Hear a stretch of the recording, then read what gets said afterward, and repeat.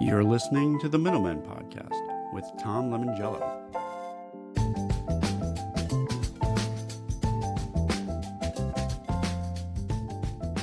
So usually at this time of the year, we'll just jump right in, line up a whole bunch of guests and keep moving. And to be clear, we've already done that a bit. We have a couple of episodes that are recorded and those are coming out soon. But last year we had 35 episodes and a lot of them were focused on in-store retail media. And after spending time at CES and NRF, it felt like the right moment to slow down and explain for a second how my thinking has changed after seeing those two events back to back. That's why I wanted to do a solo episode here. Now, before we get into the episode, I went to both CES and NRF. I don't know if I recommend that, but I definitely recommend the StrataCache What's in Store event.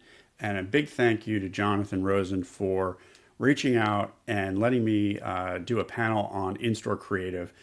We had Tyler Luzabrink from Ace Hardware, Red Vest Media.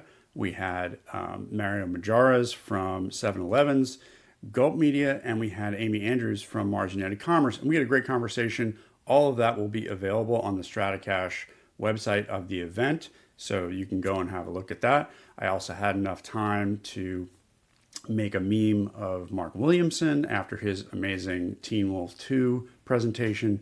And I even had time to high-five Kerry Masters in person. Just generally a great time. So again, thank you for inviting me. I'm a big fan of getting a chance to get on stage at any of these events, so I hope to do more. So this episode we're calling the Banded Pack. And if you're not from the retail world, a Banded Pack is when two complementary products are bundled together on the shelf. This is not like a family size way to get higher volume of the same products. This is thinking about the use case, soup and crackers or chips and salsa. I once saw ramen and gum, which was my favorite use case, where you had soup and then your breath stinks, so you need some gum afterwards. Each one works on its own, but together they just sort of click. And that's what CES and NRF were to me this year. CES was kind of like the ceiling. It showed me what in-store retail media looks like when you have real scale. You saw announcements from Albertsons bringing incrementality to in-store measurement. You heard Walmart talk about incrementality in sponsored search. So just overall retail media getting more mature. It's very much the investor-facing story, the CNBC version of retail media. It's proof that the category is growing up, scaling, and starting to adopt more rigorous measurement. And I think that's great. It also raises questions, though. How does this work for shoppers? How the technology should be deployed, and how the different answers are for large retailers versus everyone else. NRF is a lot messier. If you're not deep into retail, it can feel like a collection of point solutions. It's a lot of hardware, a lot of people talking about software, and it doesn't feel like it's connecting to anything, a lot of demos. And for me, this was my first NRF, so it was exciting. But as I walked the floor, especially after coming from CES, I started to see something very different. I saw approaches that weren't trying to replicate what Walmart and Albertsons are doing, and instead were finding paths that could work for a much broader set of smaller retailers. And that's where I think the banded pack idea really started to make sense. CES is going to show you the ceiling of what's possible at the maturest level, and NRF shows you all these different paths. Now, this is where it's important to see where we were. There were two episodes that we had, one almost 2 years ago with Trevor Sumner at Radiant, where he talked a lot about brand-funded, very bespoke experiences where you built the cabinetry, you had front-facing cameras. All of these capabilities were sort of forced onto the vendor and the brand to fund and bring to the store. And then we also had, in last April, a discussion with Marlo Nickel talking about how they pivoted away from a lot of this extra technology that the media buyers weren't really in favor of in the first place. Now, to talk about sort of the bespoke capabilities that a brand funds, Trevor talked about perfume brands having really exquisite cabinetry and a black box that explained when you lifted up a product, what you should be thinking about. The same thing happens at Dick's Sporting Goods now, where you lift up a sneaker and the screen behind it will show you more information about it. Even Albertsons has now brought that with wine. We have an RFID at the bottom of one of the bottles, and you lift the bottle and the screen behind it explains more about the varietal or the brand itself. All of those things are great when you are looking for high precision, high intent, bespoke activations to teach somebody about like a new product. But it doesn't really fit in a retail media world where you're running drive periods and you want to swap out one brand for the other.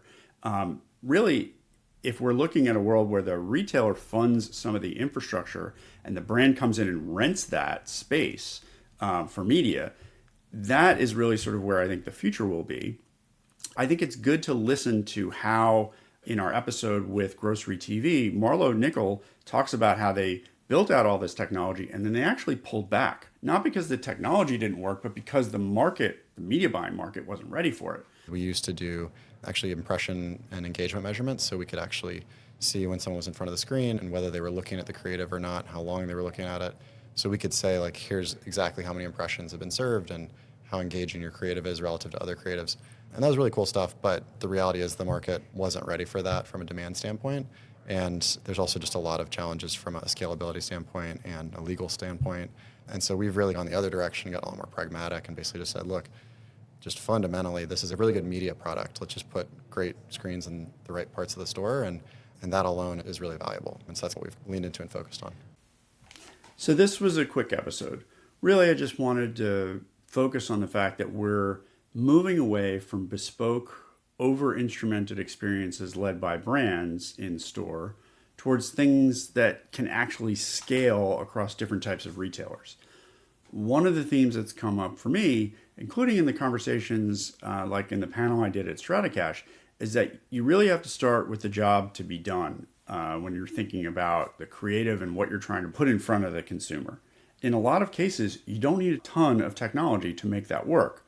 However, there's also another layer around measurement, sensing, even things like screen quality that I saw at NRF that hasn't been talked about much in retail media yet, especially not in the CES track, largely because it's not ready. But when that is ready, that is going to get us to that next level of in-store retail media. Some of that will show up in the upcoming podcast conversations. Some of it will be better handled in more visual written breakdowns alongside of the show. But overall, that's where the tension comes in. The ambition for in-store retail media has always been to make it more engaging, more measurable. But it only works if it fits the shopper experience. Even when in-store retail media is done really well, it is potentially something that makes the retailer nervous, because anything that adds friction can slow down shoppers and actually reduce throughput. So all of us thinking about how dwell time is great and add engagement, we want to elongate that time. A retailer actually thinks of that as a negative in some cases, especially in the store. So the future of in-store retail media is going to be defined by how well we balance that consumer experience with how well we can engage the consumer with new ideas and retail media in the store.